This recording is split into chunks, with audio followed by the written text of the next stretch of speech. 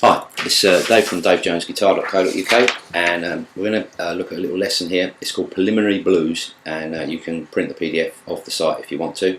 And what we're going to do a bit of chord playing and a bit of scale playing in between. It's called Preliminary Blues because the chords and the scale are based on requirements for an RGT preliminary grade in electric guitar. This print-off isn't that great actually at the moment because my printer's not working very well, but basically speaking, we've got a chord followed by part of a blues scale. If you don't know the blues scale, it's a good idea to visit the scale section on the website and have a look at beginner scales, or first scales I think I've called it. And this is a E blues scale over 1 octave going from E to E. And don't worry too much about the tab where the numbers are all on top of each other. The chords are written above: E7, A7 and B7, and you'll find those on the site as well under dominant 7 chords. If you put your fingers on the chord, then you'll be already holding down all the right notes in the that's written in the tab. So the tab's not a great thing for learning chords. The fingerboard diagrams are probably better. And what we're going to do is we're going to play through the blues, and we've got a little strumming pattern there that's written in rhythm slashes. Again, there's an explanation of these on the website. Basically, we're going to put our fingers on the chord, in this case E7, and we're going to go 1, 2, and 3, and 4, or down, down, up, down, up, down. And after the chord, we're going to play the scale that goes 1, and 2, and 3, and 4. And then we'll go back into the chord again. Now, it's a good idea, if you can, to tap your foot for this, and you'll get used to what a bar feels like to play and what it feels like to play a bar of, in a sense, lead playing, because this is what it's leading up to. So we've got the chord, E7, 1, 2, and 3, and 4, scale,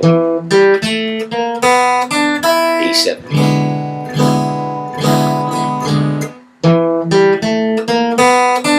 A7. Now this is the scale coming down.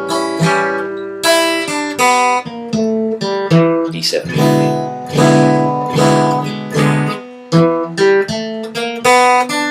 B7.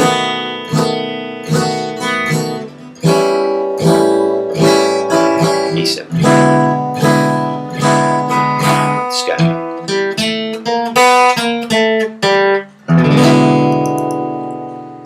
It's a little bit of a turnaround of the scale, but it's still using just the notes from the scale at the end, and then finishing off with the E7 chord. I've got a repeat mark down there, but it's up to you whether you play it. And the idea is, like I say, you need to know the scale really, really well in order to play this, and this will help you going up the scale. But once you feel comfortable and you can play the piece, what you can do is any of the notes in that scale will sound good in any of the gaps that we're leaving. So it's called improvisation. The idea is that you use notes from the scale to create your own little phrases, and the secret of this, that's why I'm doing it basically 1, 2, 3 and 4, is so as you get used to the gap in between, and in that, any of the notes from the scale